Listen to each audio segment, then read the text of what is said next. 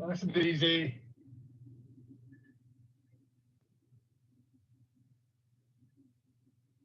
A couple of slow, gentle breaths.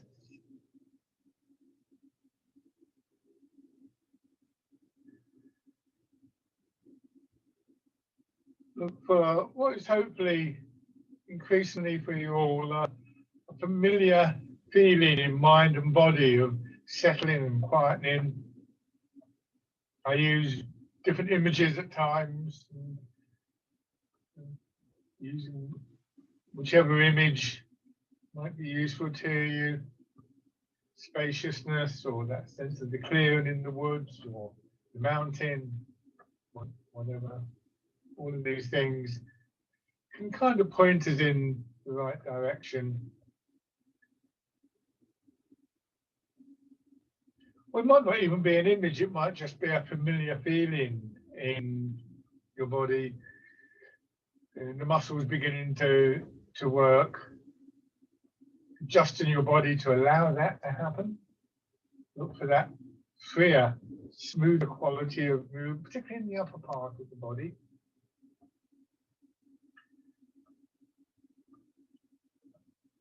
So that any pressure on your body of any sort would produce a response.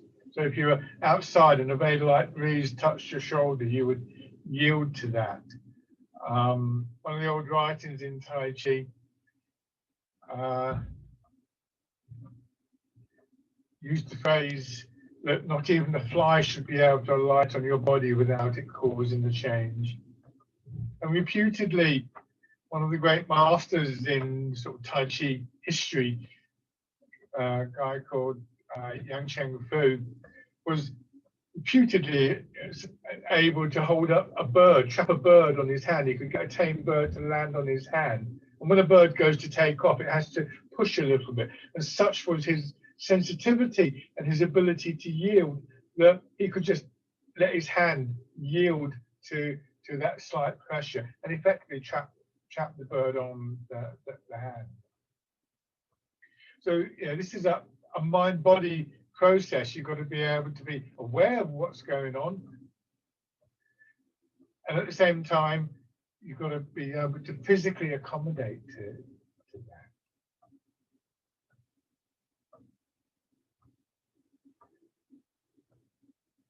It may be the nice steady rhythm in the movement that helps you to get a sense for the whole of your body working, resonating as one unit. Be a feeling in your breathing, sense of movement within your body.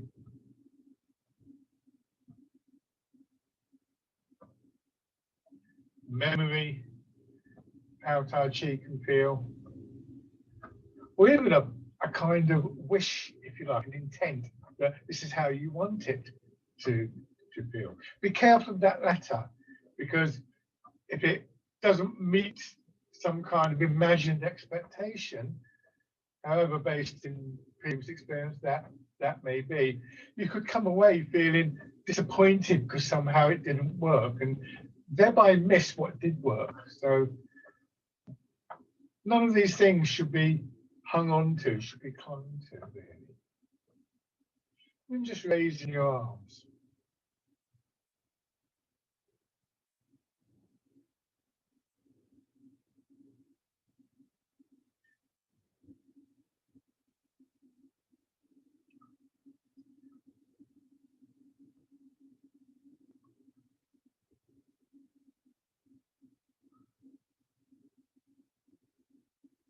Okay, check out.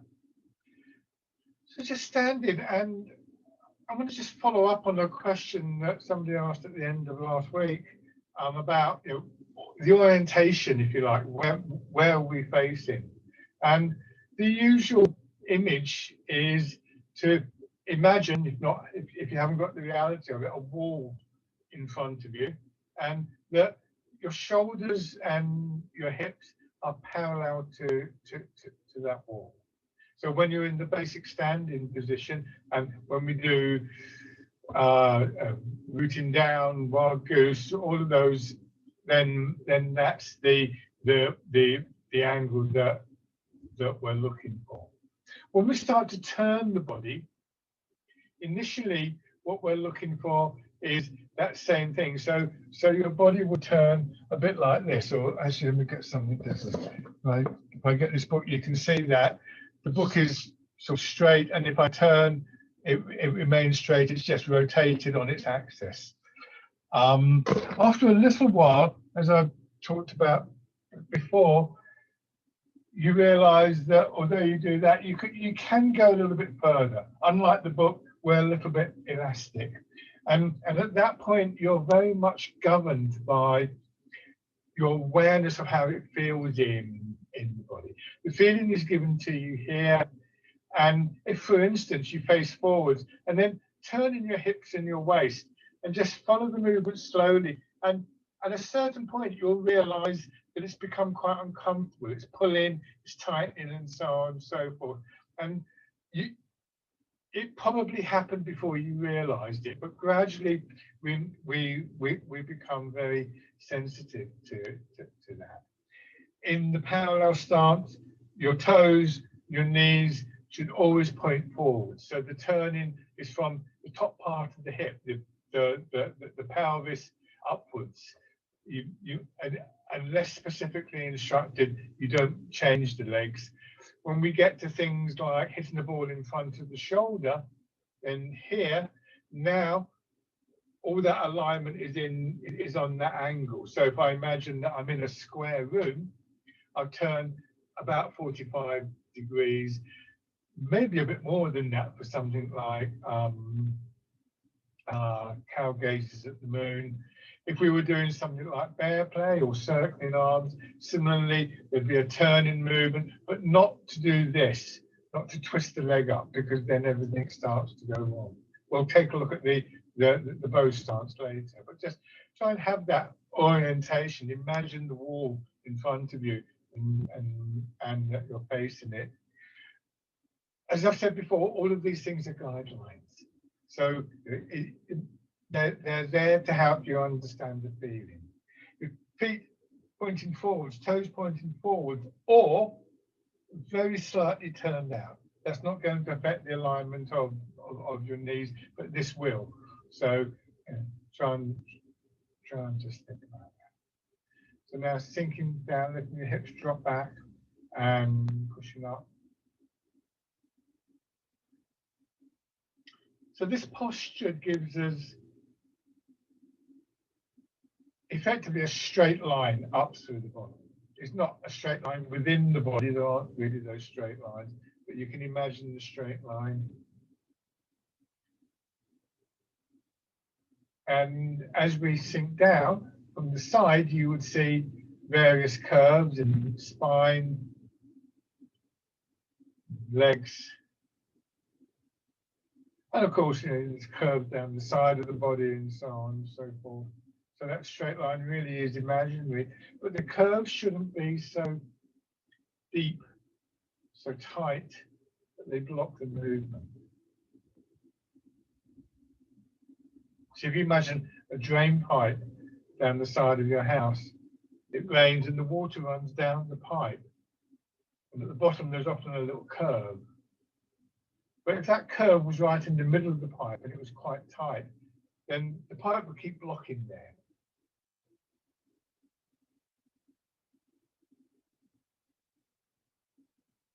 So you can, these little curves and so on and so forth should still allow for a sense of movement through the body.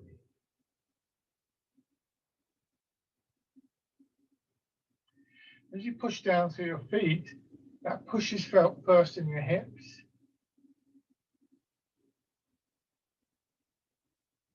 They rise and fall, the movement in your legs. Just aware of a certain springy quality in your legs. So that sinking down, you begin to recognize when you arrive at that point that you're going to be pushed on.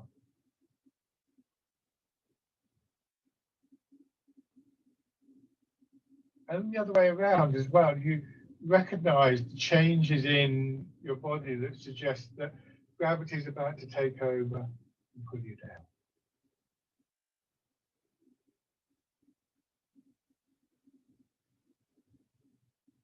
Your hips push up, your pelvis pushes up into the spine. And think of your spine as being like a big row of billiard balls. You hit one at one end and the movement goes from ball to ball right up to the end.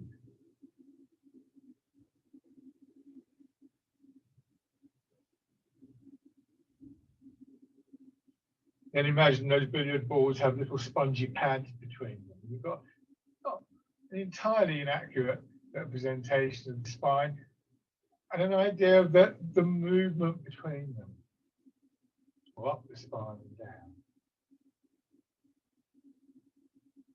Maybe the same in your rib cage as well.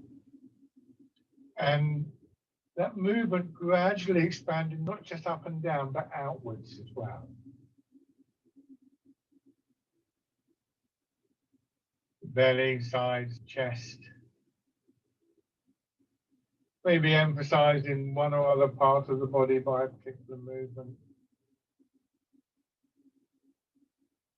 That all reaches your shoulders, and so here, as you push up, there's at first a little bit of resistance to the move. I'm going to come closer so you can see this. So I go to push up and this happens. Can you see how my arms are getting straighter and then they follow? I turn my hands over, I drop my hips down and then the hands follow. And it's actually wildly exaggerated. You shouldn't really be able to see that slight gap between the movement of my hips and the movement of my arms, but you do get to a point where you can feel it.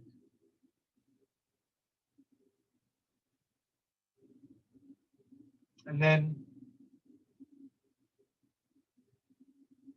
more goose.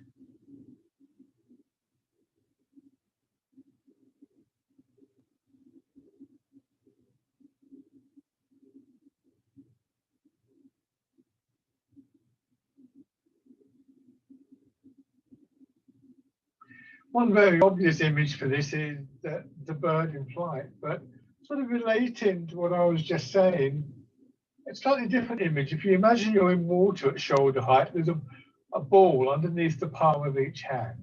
And what you're doing is you want to allow the ball to slowly rise. And it gets to the surface, and you sink down, and you draw the balls down again. You don't want them to just push their hands up. You want the body to go up first, sort of create the space for the rising. Comes up, and then down.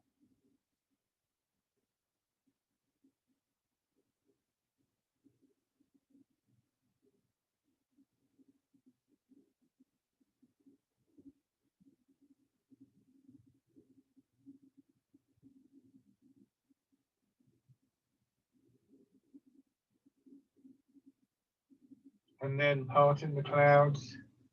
Here, you can imagine somebody who's just taken hold of your fingers very gently. You're pushing up, using the movement to draw your fingers out of the grip.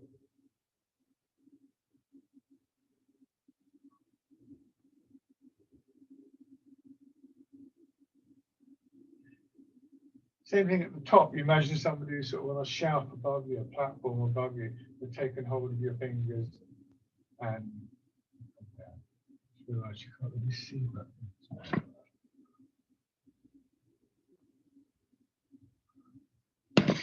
Could be able to see them better now.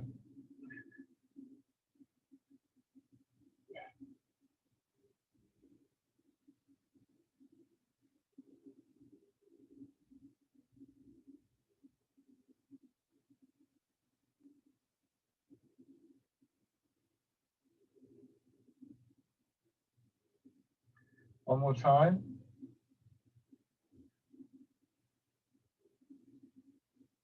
And then dragon plucks the stars from the sky.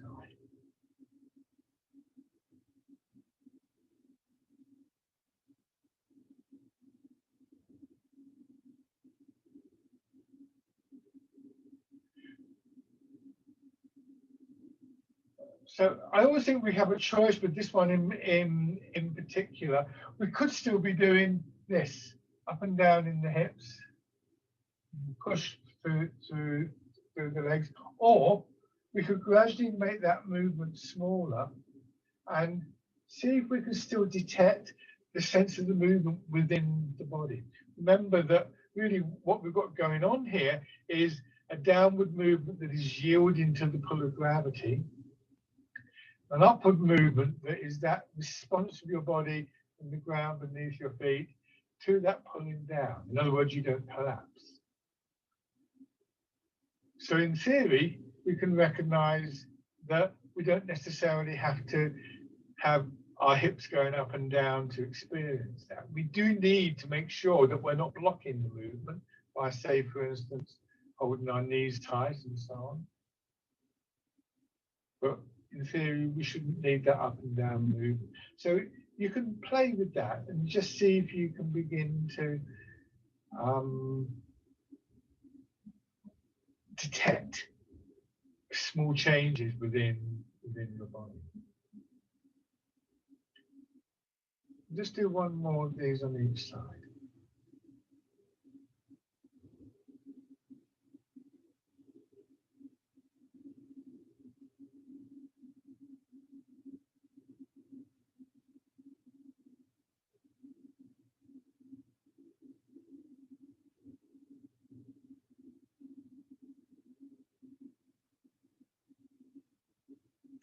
And just come back to standing in this basic position once again. One of the things about doing the exercises is that they will actually increase your awareness. So you might find that you're able to kind of fine tune the posture. And of course, you've been moving a little bit, so that will make a difference. Now, when we stand here like this, for the next movement, we're going to be turning. A couple of things about that. One is to maintain that sense of space within the body. Mostly, our hands stay slightly in front of the body. If you look from the side here, where my hands fall, there's my trouser seam, and it's my ring or my little finger that are actually on that seam, that line, if you like, from ear to ankle. If I go to here, and it's now my thumb, I'm very aware of a pulling across the chest. But that pulling will press on the lungs. If I wanted to stretch the pectoral muscles, that would be absolutely fine. And for a couple of the movements that we do, that is the case. But it should never reach the point where it's uncomfortable. You can use, say, as we will do later, fisherman castanet to use the elasticity of the body, but you wouldn't want to be back here because that would be too tight. So when in pushing in 4 directions, we push up there, hands are slightly in front of the body, and here it's my little finger that's sort of in line with the shoulder, not there. When I turn, this happens. So it's really difficult to find the angle. Yeah, so my arm hasn't changed position relative to my shoulder. And it may go a little bit further because you want to be aware of that line there. If I go to here, that I can just feel a slight pull on that line. So if I go any further, it starts to tighten up. And that's what I was meaning about judging how far you can move through your awareness of the feeling of the movement. So this is going to become important for the next 2 exercises, and to a degree to the next one after that, which is rowing a boat. So pushing in 4 directions. This is the first time, apart from the opening exercise, that we will go at an angle. So your body should feel as though it's free to expand as you do this, not fighting for the expansion.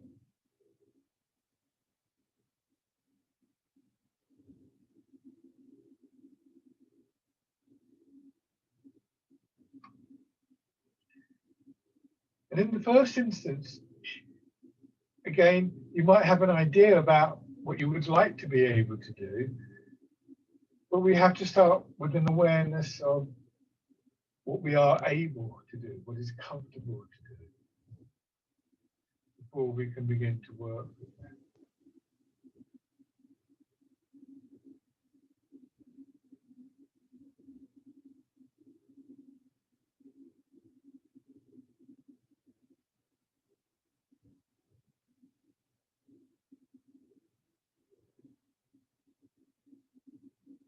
Everything in Tai Chi and Qigong is aimed to make maximum use of the natural structures, the natural patterns of movement within our body. If we view the body as a machine, let's say a bicycle, then there's you can ride a bicycle forwards. It's quite hard to ride it sideways. The bicycle will ride if the wheels are good, and so on and so forth. We're more flexible than a bicycle, but there are still constraints placed on us by the very structure of our bodies. We're not looking to go against those structures, to develop them certainly, but not to go against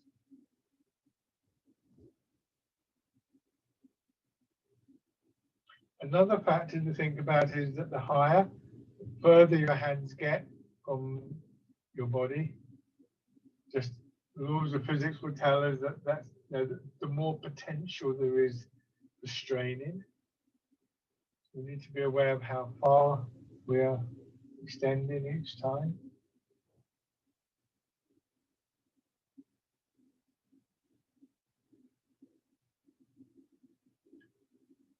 Do this one more time.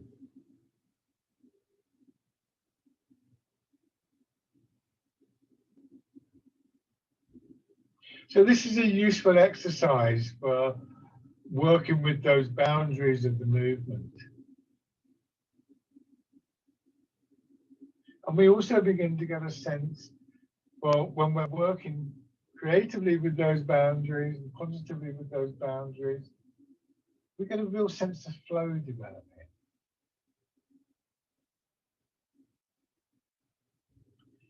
The next exercise, although it's very simple, it's a little bit stronger, a little bit more difficult. As your arm swings out, you become aware of a slight pull or an opening round about here, so by the hip, going right up into the rib cage and then down again. In addition, there's this outward rotation of the shoulder joint.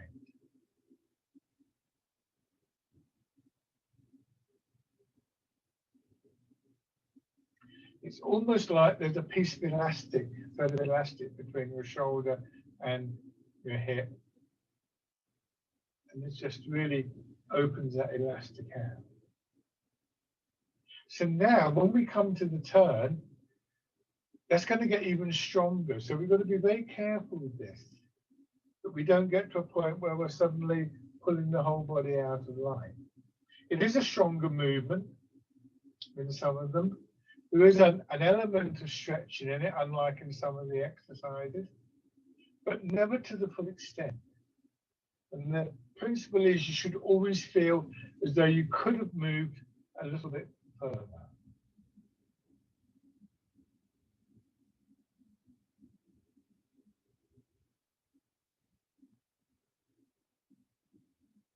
And then switch to the other side. Notice how it feels on that other side. It's not necessarily going to feel the same.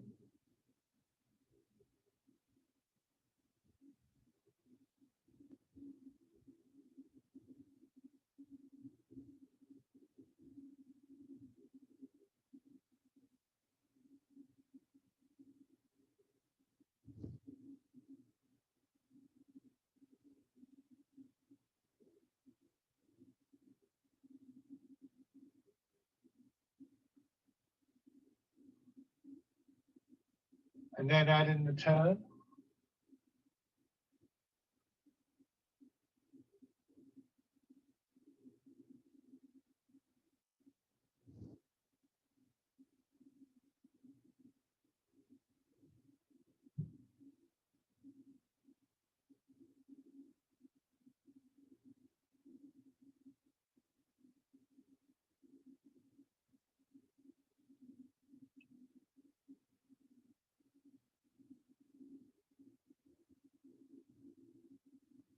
Okay, and then once again, just stand for a moment.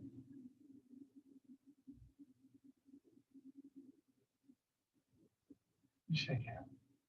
Then we come to rowing a boat in the middle of the lake. I nearly forgot the name of it then. So if I use this is just the inside of a tin foil. So if I imagine that as being like the line going up through the middle of my body, it's even got a hole in the middle, so water can drop down. Then my legs support from down here. Now, what I want to do when I do rowing a boat in the middle of the lake is this. Remember, there will be curves around the body, but they may change a little, but this line won't. It will move from a vertical line to an angled line, but that's all. And then to come back, if I drop that bit down, I'll come up again.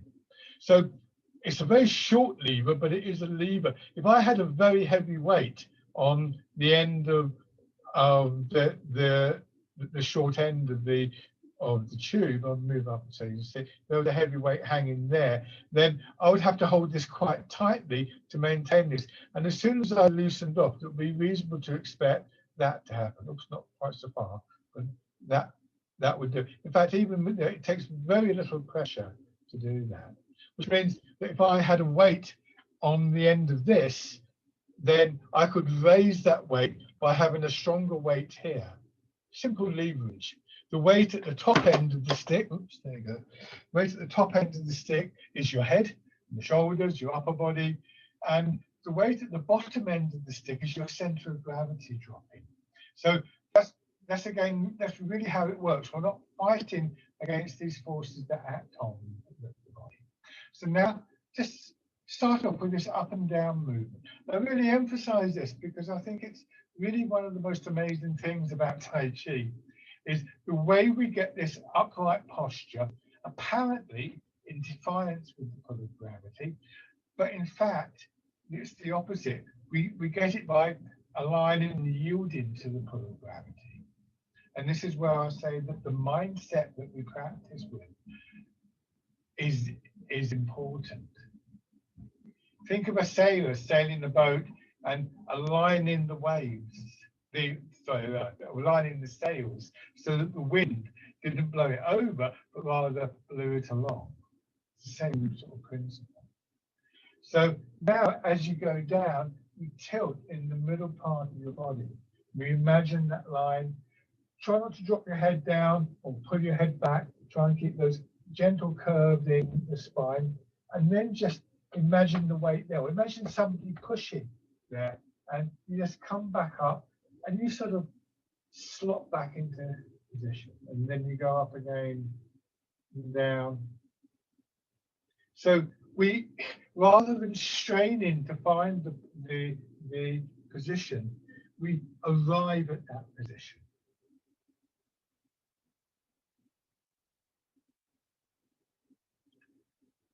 And then feeling your head floating up. This time, let your arms follow, nice and soft in your shoulders, rowing a boat in the middle of the lake.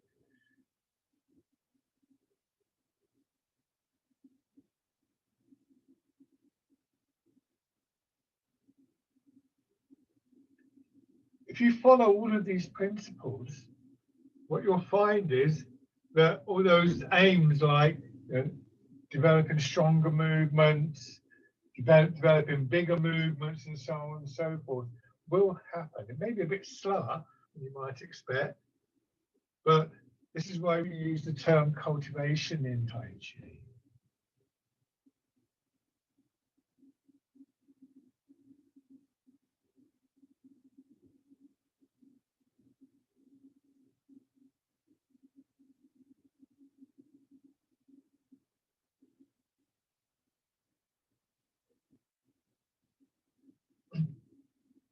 One more time.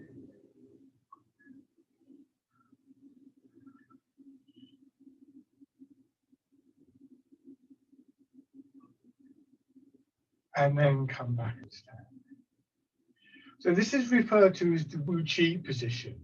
Tai Chi is represented by the yin yang symbols. We sometimes refer to the circle divided into two halves. Wu Chi is represented by the empty circle. It's that which comes before Tai Chi in Chinese cosmology. So this is the basic quality, if you like, basic feeling that we're looking to maintain in all of the exercises. So it's a very important posture, a very useful posture, because obviously some of them are quite tricky. Rowing a boat is quite tricky, and some of them are quite complicated. This is very, very simple and gives us the opportunity to just establish what it is we're trying to find in those other movements. Just give you a bit of a shape. Let's do rowing a boat in the middle of the lake. So, sorry, no, we've just done that. Let's do hitting the ball in front of the shoulder. I'm backtracking now. Now, in hitting the ball, we start off by moving from side to side. So this needn't affect our alignment in any direction, although quite often it does, because that's quite a tricky movement. It's not uncommon for us to go a long way out, in which case I start to bend over. You might also find that one leg or another sort of collapses inwards. So be aware of that line. Remember the rule, and it really is a rule that we stick to. It's one of the few principles that really I don't feel should be challenged until you get to a particularly high level, which is that your knees point in the same direction as your toes. Now, if you go across to one side and you turn, you can only turn a little way before you're really pulling on the leg. So you could just do a small movement, nothing wrong with that. Or you could raise the heel and just let the foot turn with them. I'm exaggerating now. And that allows me to pace a different way. I then have to be careful about how I put the foot back. It'll be turned out slightly more than we would expect in the bow stance. I move across, I raise this heel, and I turn. So that's what the legs are going to be doing for hitting the ball in front of the shoulder. The arms are very simple. They'll do two things. One is they'll go up and down. And we've already established with some of the movements that the upward movement will come from a push from the leg. So we could do this, for instance. Up and down. And at the same time as it goes up, it extends out a little bit and then comes back down. Not there, but there. So it's always in both directions in line with the shoulder.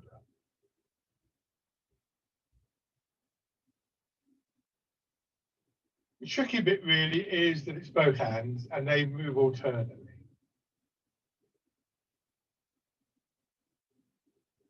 No higher than the shoulders, no lower than hips, going from the side. Notice how one hand is extending out. The rest of the movement is in our legs and our hips. So now, if you move across, you turn the body, there's push up.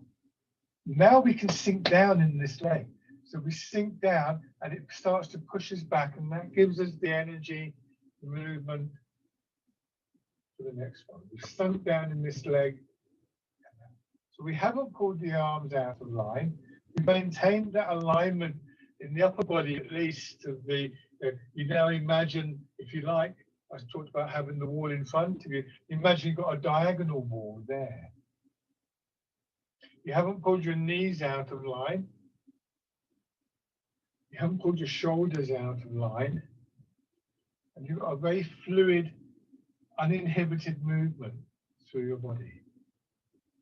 That movement could be the physical mechanics of the movement, described one way a few moments ago. Think in terms of the energy, the flow, whatever. The important thing is that it's not obstructed.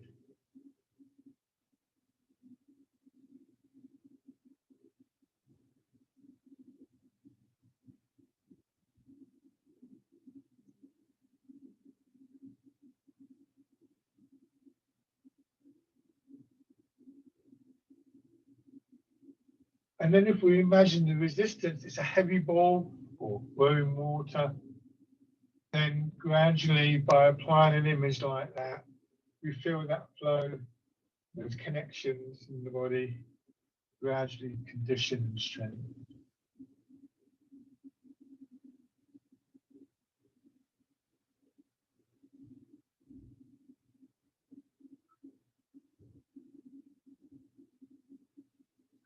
Maybe you're feeling that you've got this and you can go a bit further. Try it, see what happens. Play around with it. Go carefully. Don't get cavalier about it. But sometimes we find out how far we can go by going a bit too far, and so on and so forth. And sometimes you can go to what happened? Oh, actually, you lost something. Maybe not.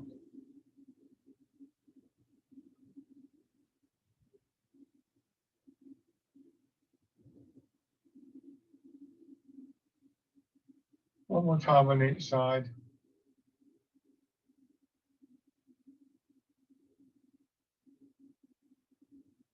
And then down and straight.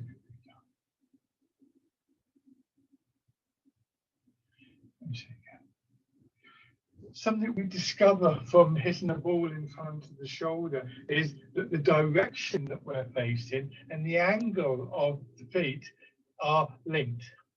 So if I'm standing here, for instance, and I do this with my foot, I would tend to turn slightly. And that's just natural, isn't it? If you're in a shop and you're getting something off the shelf, you don't often turn around and go, I want something off that shelf, and forget to move your feet. You kind of tend to move your feet. Once again, this is a natural movement. But as soon as we try and to integrate that into the movements that we're doing, it's almost like we forget very easily. So now changing the stance. From the Wu Chi stance, you turn one foot out, and that's an angle to play about with. There are different ideas, anything between sort of like almost nothing and almost 90 degrees that I've come across. But remember, what you don't want is to twist your knees up. So what's the feeling in your leg? And then you step straight forward with the other foot. Now the feet are pointing in two different directions, quite distinctively as well, not just a slight turn out, which means that I could face a range of directions. Also, because I'm not a rigid machine, I can also go out of that a little bit. So I can, for instance, face forwards. I can turn out a little bit, and that's quite comfortable. If I turn out a little bit more, I fall over. So again, we want to know where the limits of the movement are. If I go into the back leg, the same thing, although there'll be a tendency to turn out. Usually, when we're told to train in the bow stance, in the first instance, at any rate, we're told to maintain that idea of a wall in front of us, and that we're moving facing that wall. With some of the movements we do, of course, we let the body respond to the angling of the feet, or we actually choose to turn a little bit, but never too far. However, there's one rider to that, and I've talked about this before, but it's a kind of safety thing, really. It might be that if you're facing, say, the front heel on the front leg, it might be that angling the body correctly does this to your knee, pulls your knee in. If you can make the correction, which would involve rotating the knee out, which is quite a strong movement, and you have to work at that quite a lot, then do so. And in the end, that's what we want to be able to do with that posture. It makes it stronger and more effective in lots of ways. But if that doesn't seem appropriate to you at the moment, let your body be at a slight angle. And at the same time, don't do this. Don't twist up in your back. It's not where we're aiming to be, but it's a very practical stance. And remember, we want to be able to do things that if you want to be able to do fisherman cast a net, for instance, you want a free flow movement, and that's more important, that you can feel that movement through the body. And if you're slightly offline, because that's more comfortable, you've still got that free flow movement. You can work on it. It takes time. If you're going to correct the knee, the muscles have got a condition. If you're going to move in the hips, you've got to drop your weight. The hips have got a condition, and so on and so forth. Lots of factors can actually affect that. So ideally, this would be the orientation for the basic exercise and most of the movements that we make. Not all of them, but a fair number of them. So with that in mind, just begin to transfer your weight. You may even find that actually your body responds a little bit by turning as you move. Again, this is something we do in some movements, but see what happens if you try to maintain that alignment. So we actually have a fair degree of choice in this. We're not rigid machines. We're gradually developing and conditioning our body and understanding our movements better.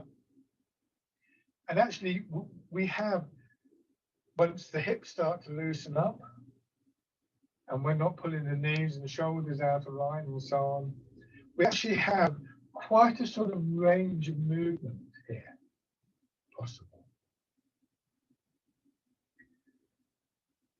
In the end, it's not possible to say this is exactly where you should be facing.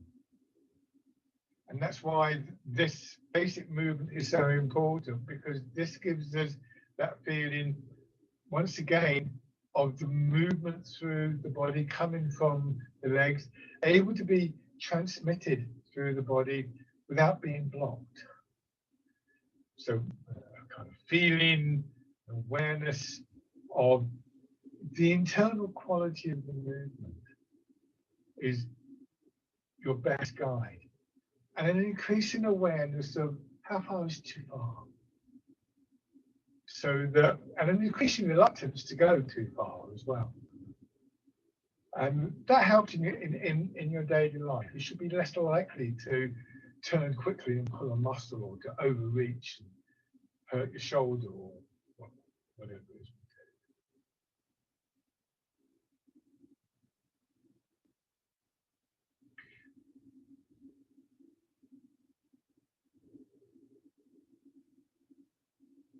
You start to raise your toes and your heel, then you get a little bit more weight. Now here I do turn my front foot out a little bit, because it's easier for me to get the weight down through my hip, and that's quite common. What that may mean is, for instance, I've exaggerated that my body turns, which is fine. I could turn either way, and in fact, a little bit of a turn in this direction will actually help to pull that back foot up. A little bit of a turn in this direction, so in line with the feet, will help to pull the front foot up, but it's very small.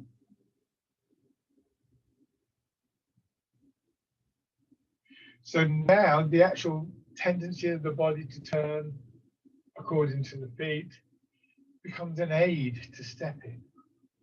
As I said, it's fairly noticeable in this particular movement.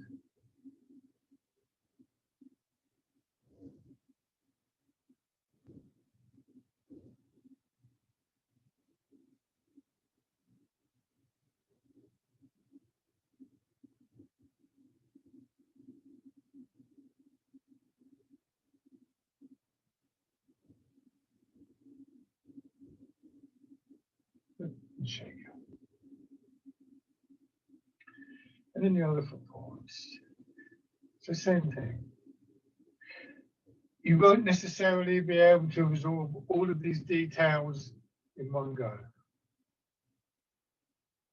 Every now and then I refer back to them, and I think we gradually accumulate an awareness of the information that we need and that we're working towards.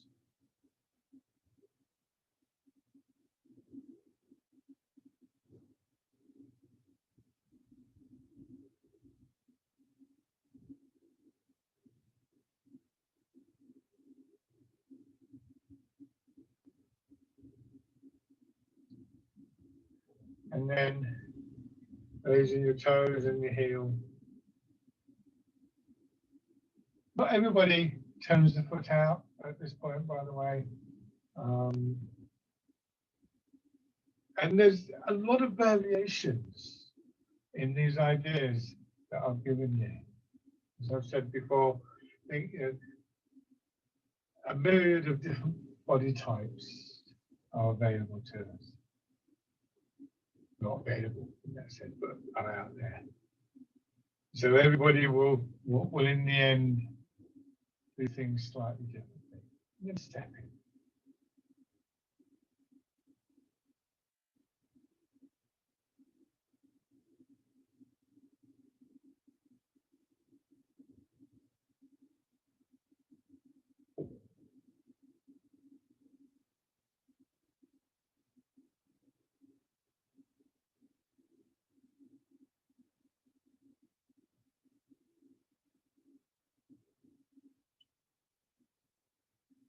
Okay, shake it. So when we do the various exercises, so pigeon spread wings is fairly obvious, but it's here. Yeah, can you see my not here? One of the things about pigeon spread wings is that it actually can help with the breathing. I've had a number of people come back from it at times and say that they find this one in particular because we've got that big opening movement. But the physiology of breathing and movement is that if your hand goes behind your shoulder, you then start to pull on pectoral muscles and the big muscles around here to finish putting pressure on the lungs. Again, you may have good reason for doing that if you're stretching and so on and so forth, but we're not in this. When we do movements like following the curve, this one here, and fisherman cast and net, in both of those, the hands do go behind a little bit, but they're quite low down, and it just makes a little bit of use of that elasticity in the body here. If you've got a hand here on the shoulder and move this hand back, you may feel the muscle there. Stretch it. So it's a bit like if you were going to use a catapult, you kind of load the catapult and then you would pull back. But there's a limit to how far you can pull back. When we do pushing a wave, this comes directly from the Tai Chi forms, has direct martial applications. You wouldn't really want to be in this position. In this position, it's very, very difficult to extract your arms. Take it from me. My teacher does it to me all the time. As soon as I get here, you're kind of like that. You know, I could in theory use the elasticity of the body, but the lever is a bit too long to deliver in the kind of power that I would need to really be able to get out of it. So we're working around the edges of those alignments to see what we can get out of the body. And obviously, as your body conditions, then things can change slightly as well. Be aware of the quality of the movement. So sink your hips back, hands on your belly, pigeon spreads its wings.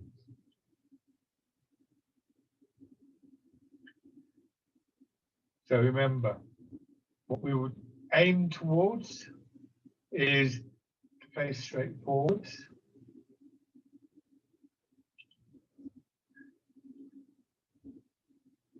What we want to do is to make sure that there's that free flow of movement through the body. One thing I notice is, probably everybody else, is I'm not the same every day.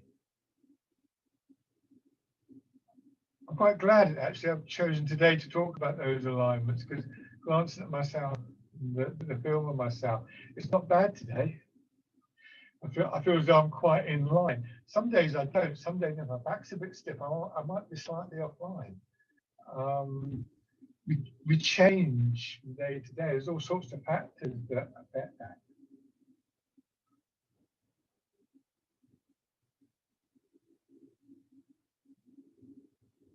One more time. Now, fisherman cast a net.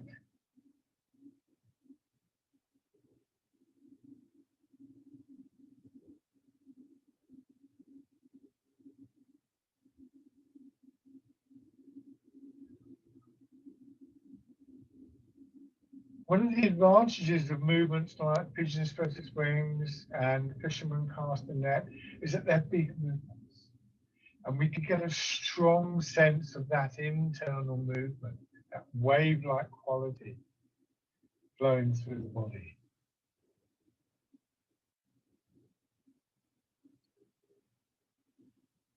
When we get to pushing a wave, there's slightly more economy of movement. We bring our hands in here. We've got a very distinct purpose of pushing against something, or we're receiving that push.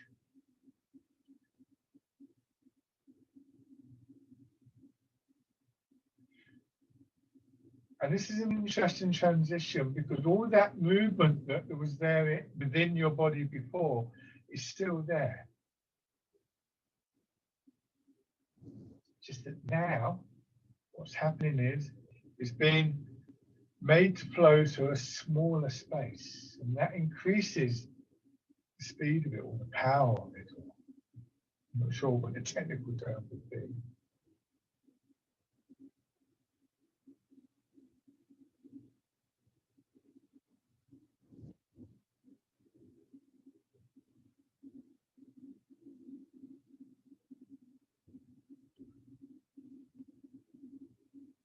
Effectively, we get a stronger movement by doing this.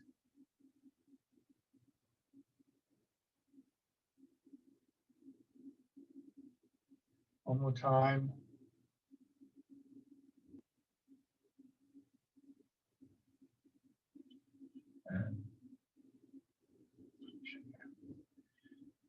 So for me, that process is a bit like getting the hose pipe and you're watering the garden, and then you've got to get the water to go further. So you just slide your thumb over the end of the hose pipe, and the water comes out in a faster jet.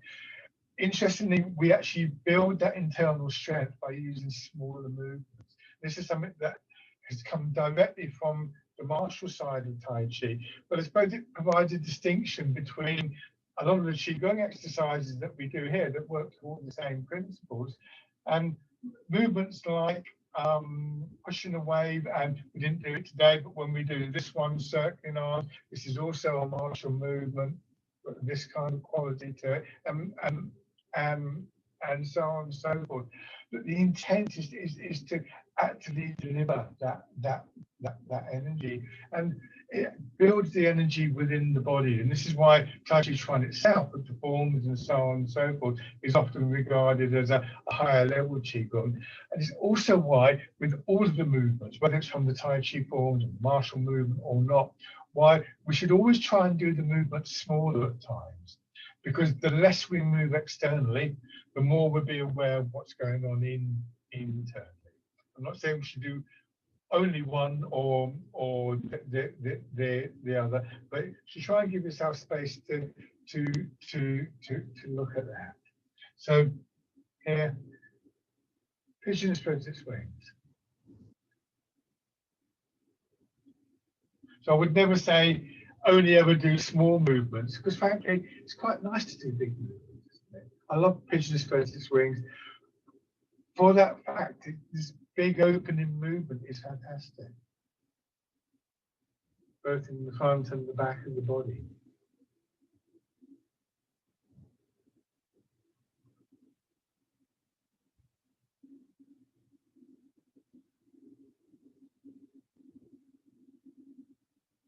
Just make sure that the movement is transmitted freely. You're not twisting your knee or your hip, the side of your body or your spine.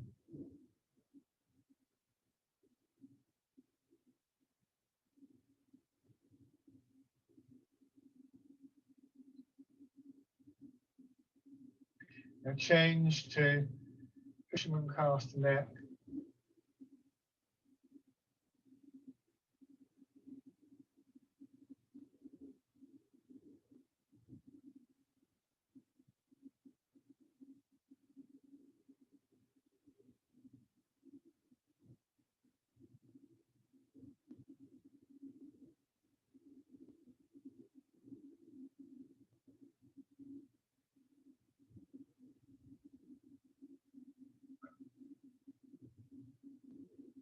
and then pushing away.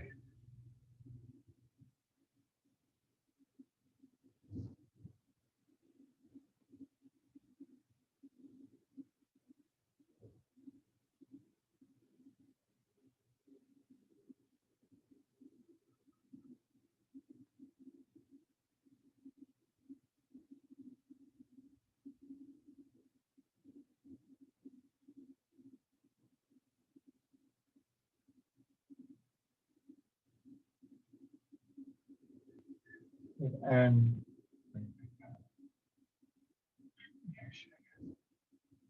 so rub your hands together.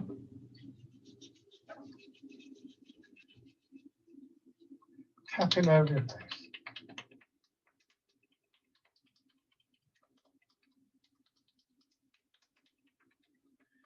Over your head and neck. Down to one shoulder. And your arm.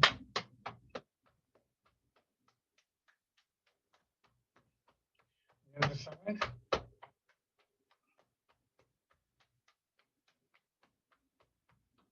Onto your back. Around your hips.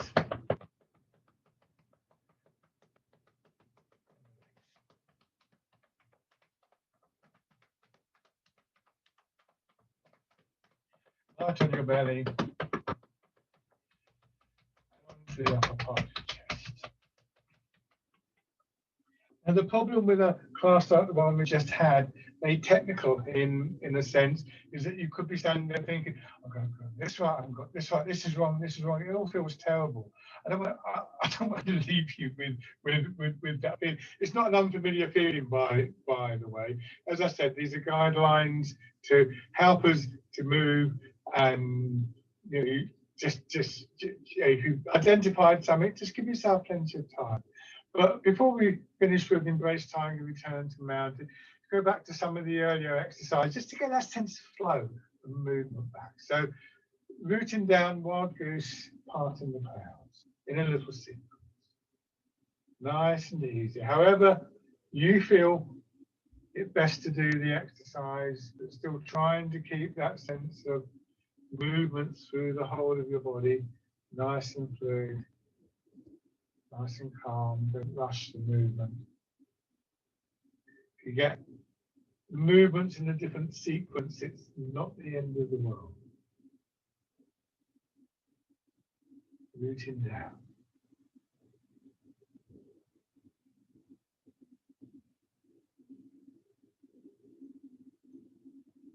Wild goose.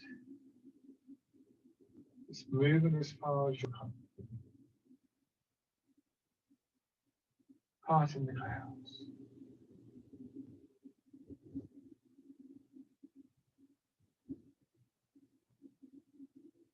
Do 2 more rounds of this.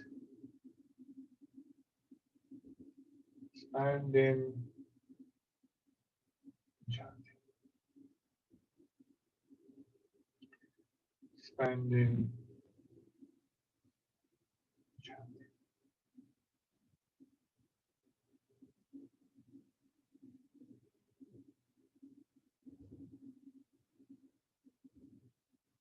So final round, take your time, it's not a race.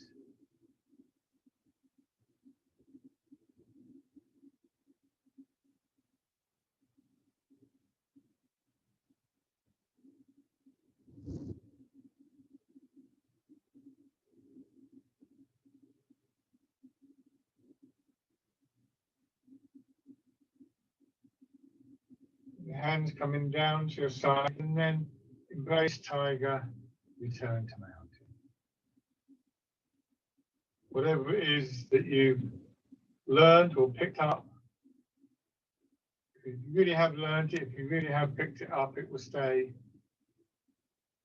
If you haven't, then it may be in there somewhere, you just don't recognize it, but either way, it's not worth chasing after. Something will happen next time or the time after. I'll say something. It will remind you of that, or you may want to ask about it. You're free to ask the question.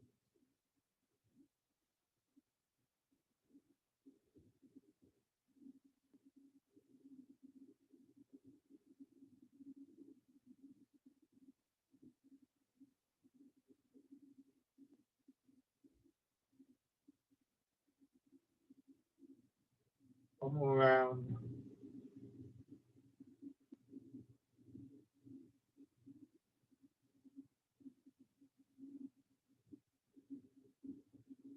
And